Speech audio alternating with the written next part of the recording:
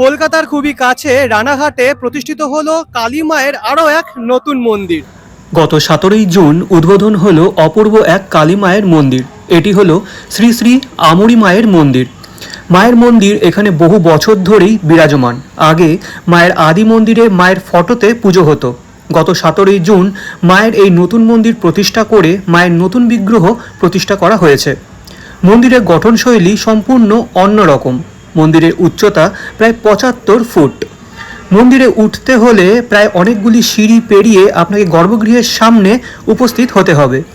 গর্ভগৃহের চারপাশে রয়েছে একটি সুবিশাল পথ, যার ফলে ভক্তরা এই গর্ভগৃহকে প্রদক্ষিণ করতে পারছেন। গর্ভগৃহের সামনের অংশ কাঁচ দ্বারা নির্মিত। গর্ভগৃহে বিরাজ করছেন মা কালী। মা এখানে চতুর্ভুজা এবং গাত্রবর্ণ ঘন কৃষ্ণ বর্ণের। মায়ের বেদি একটি পদ্মফুলের ন্যায় তৈরি করা হয়েছে।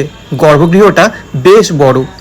রানাঘাট স্টেশন থেকে চলে আসুন কোটমোড়, সেখান থেকে অটো ধরে আইসতলা আমরি মায়ের মন্দির।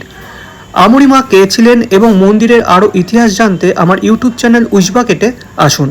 নতুন নতুন মন্দিরের সন্ধান পেতে পেজটি ফলো করতে এবং আমার ইউটিউব চ্যানেল উইশবাকেটকে সাবস্ক্রাইব করতে ভুলবেন না।